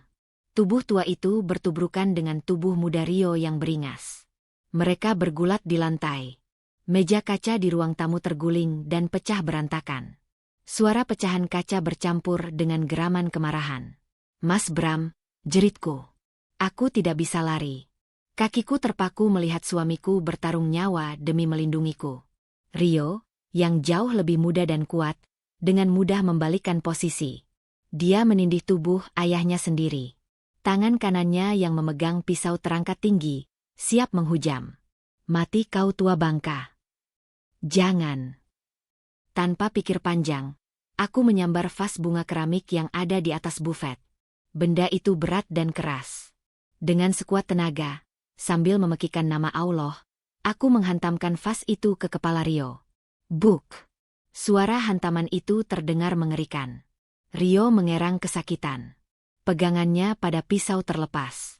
Tubuhnya limbung ke samping, memegangi kepalanya yang mulai mengucurkan darah.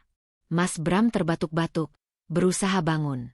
Namun, aku melihat ada noda merah yang melebar di kemeja putih Mas Bram, tepat di bagian lengan atasnya. Ternyata saat pergulatan tadi, pisau itu sempat menyayat dagingnya. Darah segar menetes ke lantai marmer yang dingin, menciptakan pola abstrak yang mengerikan. Kurang ajar. Berani kamu pukul aku. Rio mencoba bangkit, matanya kini menatapku dengan tatapan membunuh. Dia tidak peduli lagi pada ayahnya. Targetnya sekarang adalah aku. Dia meraba-raba lantai, mencari pisaunya yang terlempar. Siska, ambil pisaunya. Tusuk dia, teriak Rio pada selingkuhannya. Tapi Siska justru mundur ketakutan. Dia melihat darah di kepala Rio dan darah di lengan Mas Bram. Nyalinya ciut. Bukannya membantu Rio, Siska malah berlari menuju pintu depan. Gila. Kamu gila Rio. Aku nggak mau ikut-ikutan. Siska kabur, meninggalkan kekasihnya sendirian. Rio mengumpat kasar. Dia berhasil meraih pisau itu lagi. Dia berdiri sempoyongan, darah mengalir dari pelipisnya membasahi wajah tampannya yang kini terlihat seperti iblis. Dia melangkah maju mendekatiku. Aku mundur hingga punggungku menabrak tembok. Tidak ada jalan keluar. Kalau aku nggak bisa dapat hartamu baik-baik, aku ambil paksa. Mana perhiasan kamu? Rio menodongkan pisau itu ke wajahku. Jaraknya hanya beberapa sentimeter dari hidungku. Tiba-tiba, sebuah tangan kekar mencengkeram pergelangan tangan Rio dari belakang. Mas Bram. Dengan napas tersengal dan lengan berdarah, dia bangkit lagi. Tenaga seorang ayah yang melindungi keluarganya entah datang dari mana. "Jangan sentuh istriku," desis Mas Bram. Dia memelintir tangan Rio. Terdengar bunyi kerak, mungkin tulang pergelangan Rio terkilir atau patah. Rio menjerit kesakitan dan menjatuhkan pisaunya lagi. Saat itulah, terdengar suara sirine mobil polisi meraung-raung dari kejauhan, semakin lama semakin dekat. Rupanya Pak Asep, supir taksi yang kusuruh menunggu di depan, mendengar keributan dan langsung menelepon polisi serta warga sekitar. "Weh, ada rampok. Tolong." Terdengar suara teriakan Pak Asep dari halaman depan, disusul suara langkah kaki banyak orang berlarian masuk ke halaman. Wajah Rio pucat pasi. Ketakutan menggantikan kemarahannya. Dia tahu dia tamat jika tertangkap massa atau polisi. Dia menatapku, lalu menatap ayahnya yang berdiri kokoh menghalangiku. "Awas kalian. Urusan kita belum selesai," ancam Rio. Dengan langkah terpincang-pincang, Rio menyambar tas tanganku yang tergeletak di sofa, berisi dompet, ponsel, dan beberapa perhiasan yang baru kulepas tadi pagi. Lalu dia berlari kencang menuju pintu belakang, melompati pagar tembok, dan menghilang ke arah kebun bambu yang gelap di belakang rumah Dago. Pintu depan mendobrak terbuka. Pak Asep dan 2 orang satpam kompleks masuk dengan membawa pentungan. "Bu Alia, Pak Bram, kalian tidak apa-apa?" Pak Asep panik melihat kondisi ruang tamu yang seperti kapal pecah. Aku tidak menjawab. Tubuhku lemas. Aku merosot duduk di lantai. Tapi mataku tertuju pada Mas Bram. Pria itu masih berdiri tegak menatap pintu belakang tempat anaknya kabur. Bahunya naik turun menahan napas. Darah masih menetes dari lengannya. Perlahan, pertahanannya runtuh. Mas Bram jatuh berlutut. Bukan karena sakit fisiknya, tapi karena hancur hatinya. Dia menutup wajahnya dengan kedua tangan yang berlumuran darah, darahnya sendiri dan darah anaknya. "Ya Allah, Rio, kenapa jadi begini nak?" Raungan tangis Mas Bram pecah. Suara tangis pilu seorang ayah yang menyadari dia telah kehilangan anaknya, bukan karena maut, tapi karena keserakahan. Aku merangkak mendekatinya, mengabaikan pecahan kaca yang menggores lututku. Aku memeluk tubuh Mas Bram yang terguncang hebat. Kemeja putihnya kini merah total. Mas harus kuat. Kita obati lukanya dulu," bisikku sambil terisak. Mas Bram mendongak menatapku. Matanya basah, penuh rasa bersalah yang mendalam. "Maafkan saya, Alia. Maafkan anak saya. Saya gagal. Saya gagal." "Tidak, Mas. Mas tidak gagal. Mas baru saja menyelamatkan nyawaku. Mas pahlawanku," ucapku tegas. Aku merobek ujung rok terusan panjangku, lalu melilitkannya dengan kuat ke lengan Mas Bram untuk menghentikan pendarahan sementara. Pak Asep dan Satpam membantu memapah Mas Bram ke mobil untuk kembali dibawa ke rumah sakit. Polisi datang tak lama kemudian, melakukan olah TKP, dan meminta keterangan singkat. Aku menyerahkan rekaman CCTV rumah yang tersembunyi di dekat lemari hias, benda yang tidak pernah Rio sadari keberadaannya.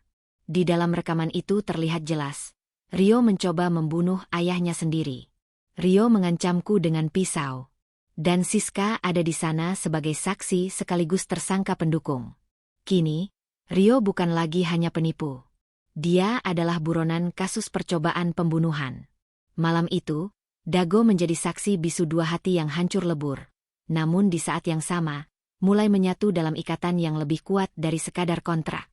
Aku duduk lagi di ruang tunggu UGD Rumah Sakit Borromeus. Deja vu.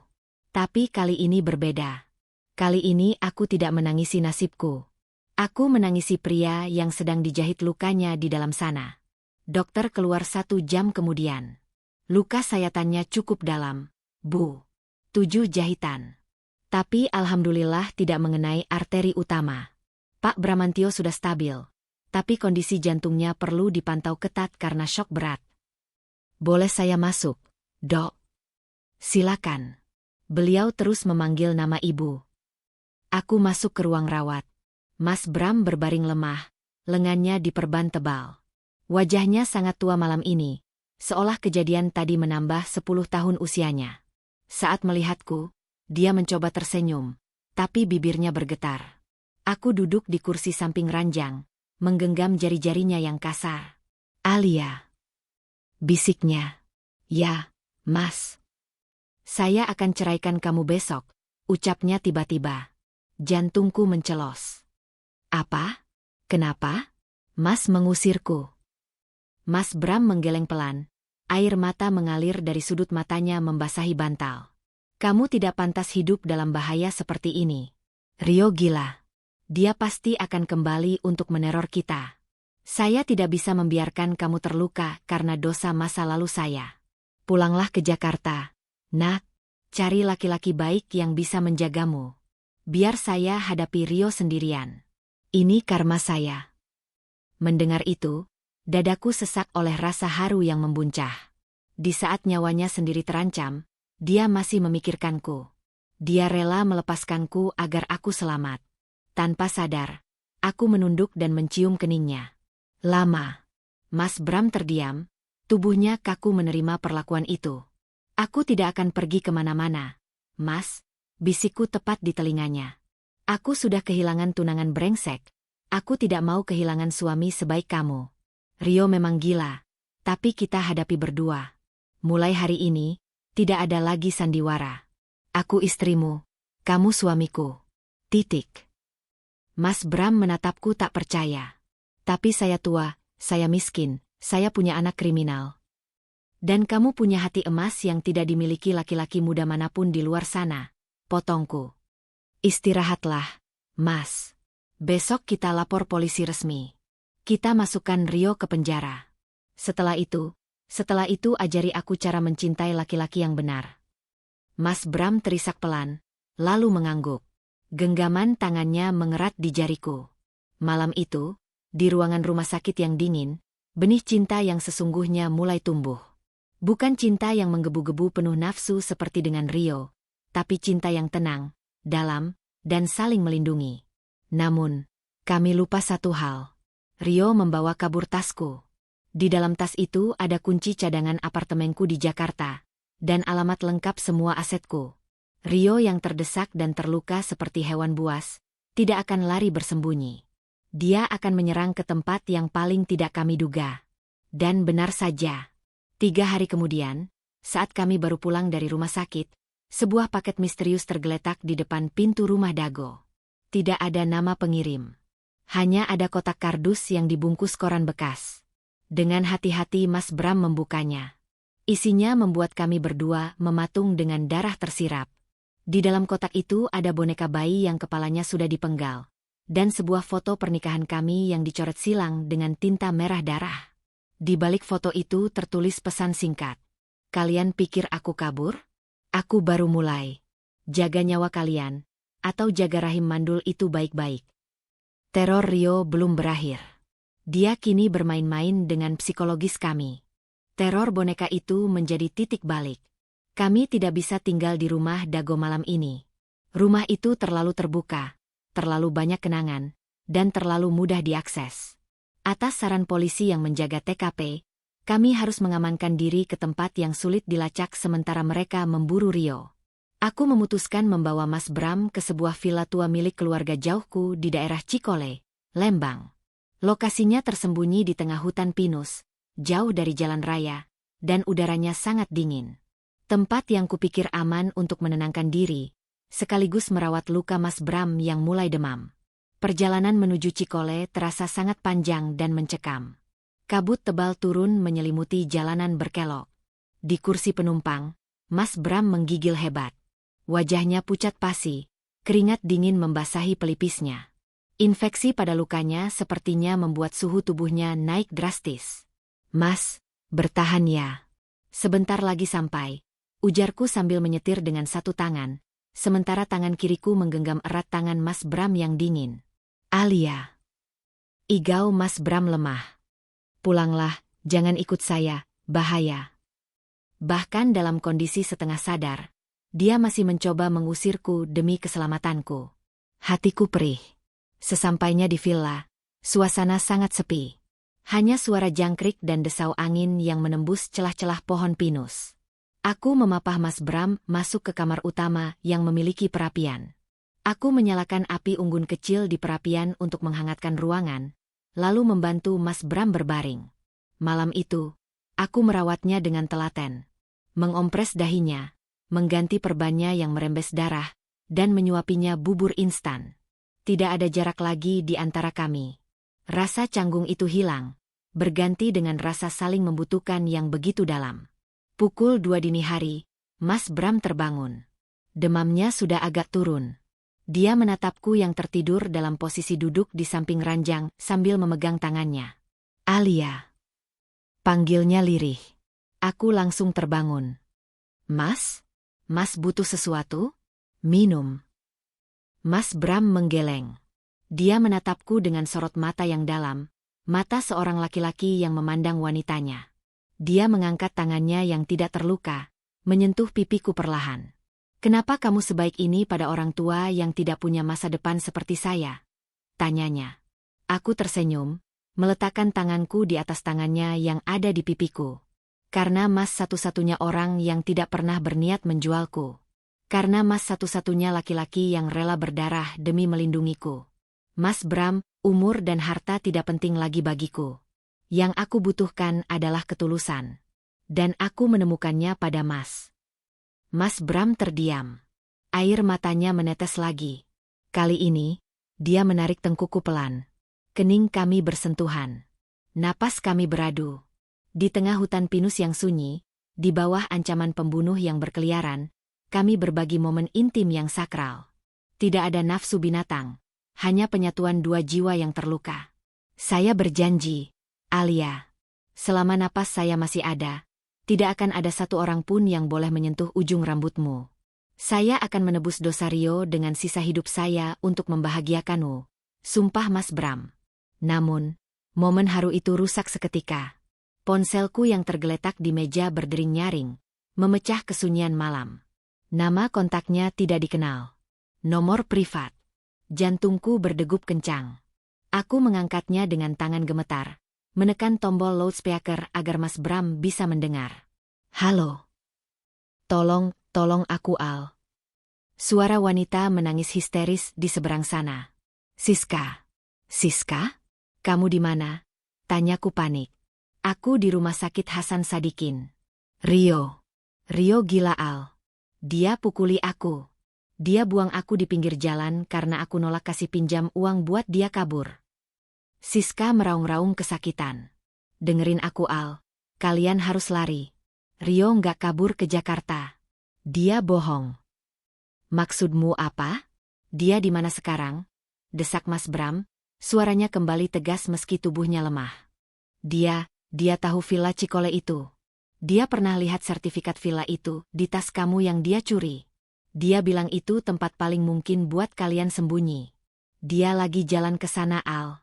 Dia bawa 2 jerigen bensin. Dia nggak mau uang lagi. Dia mau bakar kalian hidup-hidup. Lari Al. Lari sekarang. Klik. Sambungan terputus. Darahku berhenti mengalir. Aku menatap Mas Bram, dan Mas Bram menatapku dengan horor. Rio tahu tempat ini. Rio sedang menuju ke sini. Dan dia berniat membakar kami. Kita harus pergi. Sekarang. Mas Bram mencoba bangun, tapi kakinya goyah. Dia hampir jatuh kalau tidak kutangkap. Mas nggak kuat jalan. Kita kunci pintu. Kita telepon polisi. Aku menyambar ponselku lagi. Tapi layar ponselku mendadak mati. Sinyal hilang total. Sinyal jammer. Desis Mas Bram. Rio pasti pakai alat pengacak sinyal. Dia sudah dekat. Pet. Tiba-tiba, seluruh lampu di villa itu padam. Gelap gulita. Hanya ada sedikit cahaya dari sisa bara api di perapian yang mulai redup. Kami terdiam, menahan napas. Suasana hening mencekam.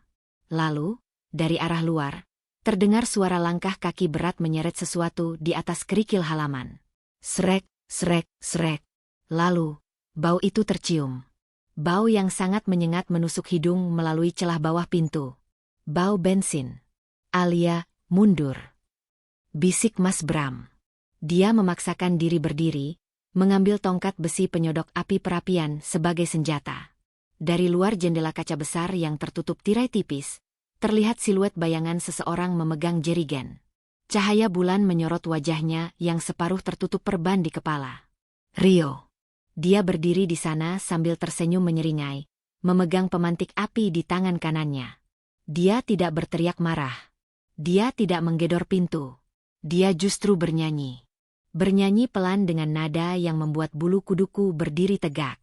Nina Bobo, oh Nina Bobo, kalau tidak Bobo, digigit Rio. Rio. Cukup nak. Istighfar. Teriak Mas Bram dari dalam. Tawa Rio meledak. Tawa orang yang sudah kehilangan akal sehatnya. Ayah. Ayah di dalam kan? Dingin ya yah? Tenang. Rio angetin ya. Rio buat api unggun yang besar buat ayah sama istri baru ayah. Biar romantis sampai mati. Jangan gila kamu Rio. Polisi sedang menuju ke sini. Gertaku. Padahal aku tidak bisa menelepon siapa-siapa. Bohong. Siska pasti udah nelepon kamu kan? Cewek bodoh itu udah aku beresin. Dan polisi? Hahaha. Jalan ke sini udah aku palang pakai pohon tumbang. Nggak ada yang bisa masuk. Nggak ada yang bisa keluar. Kita selesaikan urusan keluarga ini secara privat. Rio menyiramkan isi jerigen itu ke dinding kayu villa. Bunyi cairan bensin yang mengguyur dinding terdengar seperti suara kematian yang mendekat. 1. Rio mulai menghitung. Mas, lewat pintu belakang, bisikku. Aku menarik tangan Mas Bram. 2. Kami berlari terseok-seok menuju dapur. Menuju pintu belakang yang tembus ke hutan. 3. Selamat menikmati neraka dunia. Wos! Suara api menyambar bensin terdengar menggelegar. Dalam sekejap, bagian depan villa dilahap si jago merah. Panasnya langsung terasa menyengat kulit. Asap hitam mulai mengepul masuk memenuhi ruangan. Kami mendobrak pintu belakang. Terbuka. Kami berlari keluar menuju kegelapan hutan pinus. Namun, kami salah perhitungan. Rio tidak bodoh. Dia tahu kami akan lari lewat belakang. Saat kami baru berlari 10 meter menjauhi villa yang mulai terbakar, sebuah sorot lampu senter yang menyilaukan menyorot wajah kami. Rio berdiri di sana, memblokir jalan setapak. Di tangannya bukan lagi pisau lipat, tapi sebuah kapak pemotong kayu yang dia ambil dari gudang villa. Di belakangnya, api berkobar hebat melahap villa tua itu, menciptakan latar belakang neraka yang sempurna. Wajah Rio diterangi cahaya api, terlihat penuh luka, darah, dan kegilaan. Mau kemana, Ibu Tiri? Sapa Rio lembut, tapi sangat mengerikan. Malam pertama kalian belum selesai, kan? Mas Bram mendorongku ke belakang punggungnya. Dia berdiri tegak, meski kakinya gemetar dan satu tangannya terluka parah. Dia mengangkat tongkat besi perapian yang dia bawa. Alia, lari ke hutan. Jangan menoleh. Lari cari bantuan. Perintah Mas Bram tanpa menoleh padaku. Enggak. Aku enggak akan ninggalin Mas Bram. Lari Alia. Saya mohon. Demi Allah lari. Teriak Mas Bram. Kali ini suaranya pecah oleh tangisan keputusasaan. Biar saya yang hadapi iblis ini. Ini dosa saya yang melahirkannya. Biar saya yang mengakhirinya. Rio tertawa, memainkan kapaknya di tangan. So sweet. Drama keluarga yang mengharukan. Ayo yah, kita lihat siapa yang mati duluan. Ayah yang jantungan, atau aku yang gila. Rio berlari menerjang ke arah kami sambil mengayunkan kapaknya. Mas Bram menyongsongnya. Lari Alia. Dan di tengah hutan yang diterangi cahaya kebakaran, pertarungan terakhir antara ayah dan anak itu dimulai. Hutan pinus Cikole malam itu berubah menjadi neraka.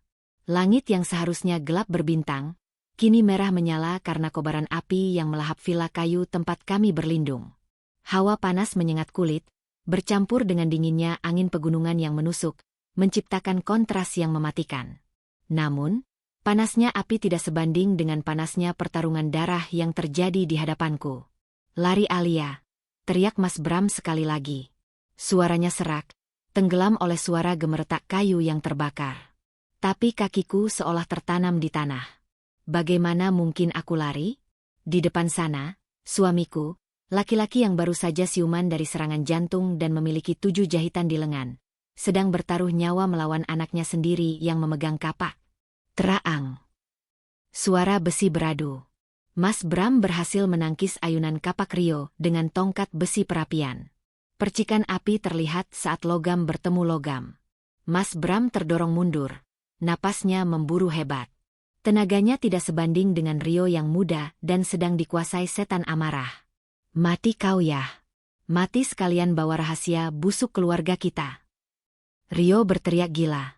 Dia mengayunkan kapak itu membabi buta.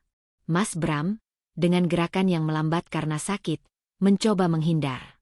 Namun, dia kalah cepat. Kaki Rio menendang perut Mas Bram dengan keras. Bug! Mas Bram terhuyung dan jatuh berlutut.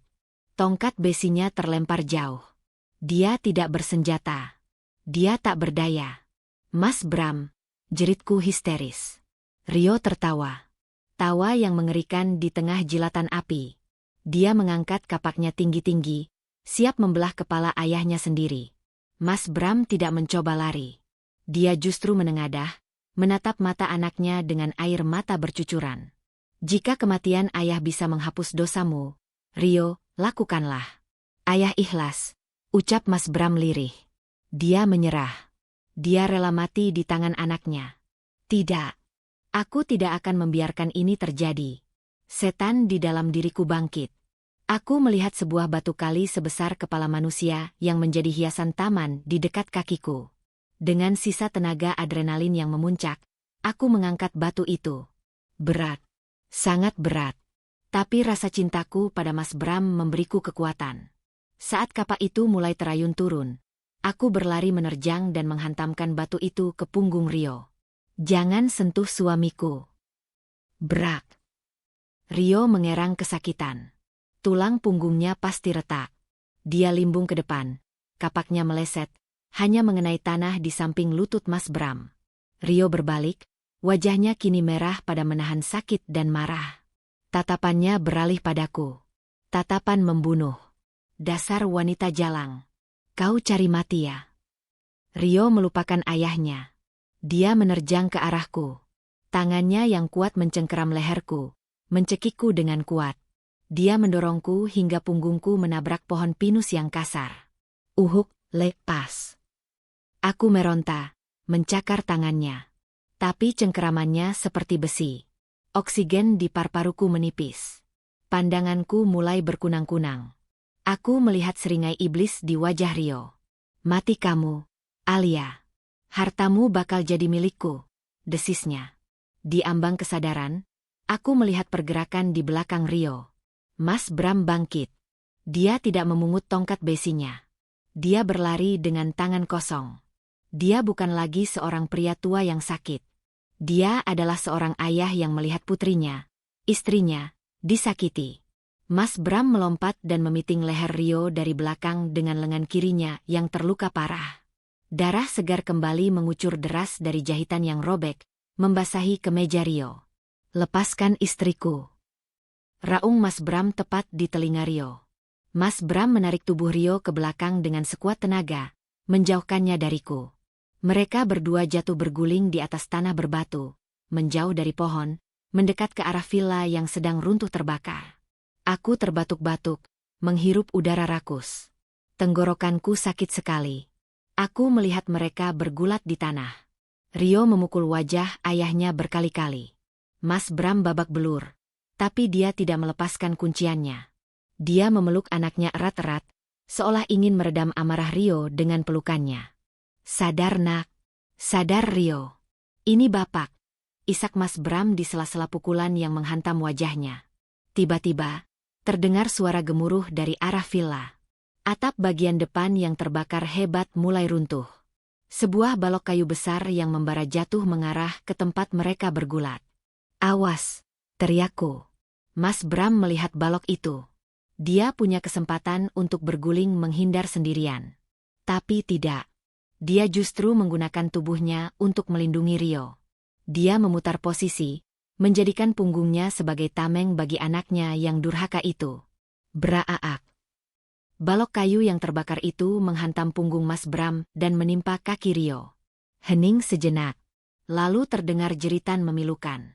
Bukan dari Mas Bram, tapi dari Rio. Kaki Rio terjepit balok panas itu. Arg. Panas. Kakiku. Tolong. Mas Bram tergeletak di sampingnya. Tidak bergerak. Punggungnya berasap. Bajunya hangus terbakar. Mas Bram. Aku berlari mendekat, tidak peduli pada hawa panas. Aku mengguncang tubuh Mas Bram. Mas. Bangun Mas. Perlahan, mata Mas Bram terbuka. Wajahnya penuh darah dan noda arang. Dia tersenyum lemah melihatku.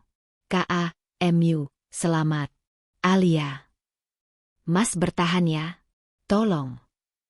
Aku mencoba mendorong balok kayu yang menimpa kaki Rio, tapi terlalu berat dan panas. Rio terus menjerit-jerit kesakitan, memohon ampun. Kakinya patah dan terbakar. Sakit ya? Tolong Rio ya. Ampun ya. Rio menangis seperti anak kecil. Keangkuhannya lenyap ditelan rasa sakit. Dengan sisa tenaga terakhirnya, Mas Bram mencoba bangun. Dia tidak mempedulikan punggungnya yang melepuh. Dia ikut mendorong balok itu dari kaki anaknya. Anak yang baru saja mencoba membunuhnya. Bapak, tolong, kamu. Rio. Mas Bram mendesis menahan sakit. Di kejauhan, sirine polisi akhirnya terdengar. Cahaya biru merah berkedip-kedip menembus kabut hutan, bersaing dengan cahaya api. Pak Asep datang bersama rombongan polisi dan pemadam kebakaran. Mereka berlari ke arah kami. Di sini. Cepat, teriak Pak Asep. Beberapa petugas langsung mengangkat balok kayu itu. Petugas lain menarik Rio yang sudah pingsan karena syok dan sakit. Dan petugas medis langsung membawa tandu untuk Mas Bram. Saat Mas Bram diangkat ke tandu, tangannya meraba-raba mencari tanganku. Aku menggenggamnya erat. Jangan benci, Rio. Bisiknya sebelum kesadarannya hilang. Bahkan di ujung maut, dia masih memohonkan ampun untuk anaknya. Hati seluas apa yang Allah titipkan di dada laki-laki ini? 6 bulan kemudian. Udara pagi di Lembang terasa sejuk. Aku mendorong kursi roda di taman sanatorium. Di kursi roda itu, duduk seorang pria gagah yang kini memiliki bekas luka bakar di punggung dan bekas jahitan di lengan. Namun senyumnya adalah senyum paling damai di dunia. Mas Bram. Meski jalannya masih sedikit pincang karena efek cedera saraf saat tertimpa balok, Mas Bram sudah jauh lebih sehat. Jantungnya stabil, dan berat badannya naik karena aku merawatnya dengan penuh cinta. Dan tentu saja, dengan uangku yang kini kami nikmati bersama tanpa rasa bersalah. Kami berhenti di depan sebuah kolam ikan koi. Mas Bram menaburkan pakan ikan. Dek, panggilnya. Ya, Mas. Kamu tidak menyesal? Tanyanya tiba-tiba. Aku mengerutkan kening, berjongkok di samping kursi rodanya, meletakkan kepalaku di pangkuannya. Menyesal apa? Menikah dengan pria cacat, tua, dan mantan narapidana hati nurani seperti Mas. Aku tertawa kecil. Mas, berhenti bicara begitu. Mas tahu? Kemarin aku ketemu pengacara. Wajah Mas Bram berubah cemas. Pengacara? Buat apa? Kamu mau gugat cerai? Aku menggeleng, lalu mengeluarkan sebuah amplop dari tasku. Bukan. Aku mengurus balik nama semua aset perusahaan Papa. Sekarang, 50% saham perusahaan atas nama Mas Bramantio. Alia, kamu gila? Mas tidak bisa terima. Tolaknya tegas. Harus terima. Mas adalah direktur utama sekarang. Aku mau pensiun dini. Aku mau fokus sama proyek baru kita. Godaku sambil mengedipkan sebelah mata. Proyek apa? Mas Bram bingung. Aku mengambil tangan Mas Bram, lalu meletakkannya di atas perutku yang masih rata. Mas Bram terdiam. Matanya membesar. Tangannya gemetar di atas perutku. Alia, ini, serius? Suaranya tercekat. Aku mengangguk sambil tersenyum haru. 2 bulan, Mas. Ini cucu yang Mas impikan dulu. Tapi sekarang jadi anak bungsu Mas. Allah mengganti kesedihan Mas dengan titipan nyata ini. Mas Bram menangis. Dia menunduk dan mencium perutku lama sekali, menggumamkan sholawat dan tahmid berkali-kali. Alhamdulillah. Alhamdulillah ya Allah. Bagaimana dengan Rio? Rio selamat, tapi dia kehilangan kaki kanannya yang harus diamputasi karena luka bakar parah dan infeksi. Dia kini mendekam di penjara Sukamiskin dengan vonis 15 tahun atas percobaan pembunuhan berencana dan pembakaran. Siska juga ditangkap karena keterlibatan dan penggelapan dana. Kami pernah menjenguk Rio sekali. Dia duduk di kursi roda, menatap tembok kosong dengan tatapan hampa. Saat melihat Mas Bram, dia menangis, meminta maaf, dan bersujud. Mas Bram memeluknya, memaafkannya, tapi hukum tetap berjalan. Itu adalah pelukan perpisahan. Mas Bram bilang, dia sudah memaafkan sebagai ayah, tapi dia harus melepaskan Rio untuk belajar bertanggung jawab sebagai manusia dewasa. Sekarang, hidupku bukan lagi drama viral penuh air mata. Hidupku tenang. Aku menatap wajah suamiku, ayah dari anak dalam kandunganku. Dulu aku dipaksa menikahinya demi menyelamatkan nyawa yang ternyata bohong. Tapi sekarang, aku memilih mencintainya dengan sisa nyawaku yang nyata. Ternyata benar kata orang, jodoh itu misteri ilahi. Kadang dia datang dibungkus dengan kertas kado yang indah tapi isinya sampah, seperti Rio. Tapi kadang, dia datang dibungkus koran bekas yang lusuh, tapi isinya berlian, seperti Mas Bram. Dan aku, Alia, adalah wanita paling beruntung yang menemukan berlian itu di balik pintu penderitaan. Terima kasih sudah mendengarkan kisahku. Semoga kita semua dijauhkan dari cinta yang salah, dan didekatkan dengan ketulusan yang diridho Allah. Wassalamualaikum warahmatullahi wabarakatuh.